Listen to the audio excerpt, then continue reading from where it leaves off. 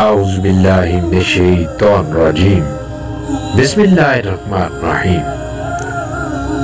سرکار دو عالم نور مجسم صلی اللہ علیہ وآلہ وسلم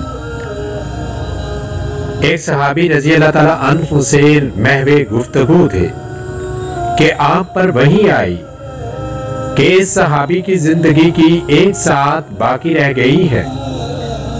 یہ وقت عصر کا تھا۔ رحمت للعالمین صلی اللہ علیہ وآلہ وسلم نے جب یہ بات اس صحابی کو بتائی تو انہوں نے مضطرب ہو کر التجا کی، یا رسول اللہ صلی اللہ علیہ وآلہ وسلم، مجھے ایسے عمل کے بارے میں بتائیے جو اس وقت میرے لیے سب سے بہتر ہو۔ تو آپ صلی اللہ علیہ وآلہ وسلم نے فرمایا، علم دین سیکھنے میں مشغول ہو جاؤ۔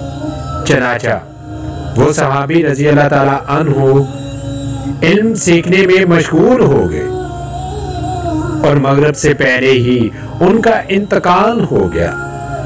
راوی فرماتے ہیں کہ اگر علم سے افضل کوئی شے ہوتی تو رسول مقبول صلی اللہ علیہ وآلہ وسلم اسی کا حکم ارشاد فرماتے۔ قرآن کریم کی عجیب شان ہے کہ اسے پڑھو تو اس سے بہتر وظیفہ کوئی نہیں، اس کا علم سیکھو تو اس سے بڑھ کر کوئی علم نہیں، اسے دستور بناؤ تو اس سے بڑھ کر قانون نہیں، اس کے حقائق کھولو تو حکومتوں کا خزانہ۔ بے شک قرآن کریم جنت کا سیدھا راستہ ہے۔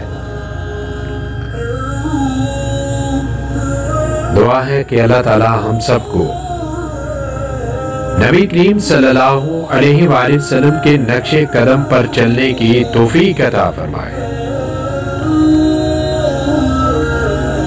اگر آپ نے ابھی تک ہمارا یوٹیوب اسلامی چینل سبسکرائب نہیں کیا تو ابھی سبسکرائب کریں اور بیل آئیکن کو آن کریں تاکہ ہماری ہر آنے والی ویڈیو آپ تک پہنچتی رہے۔ تب تک کے لیے اپنا اور اپنوں کا بہت سارا خیال رکھیے گا اور مجھے دعاؤں میں یاد رکھیے گا۔ اللہ حافظ۔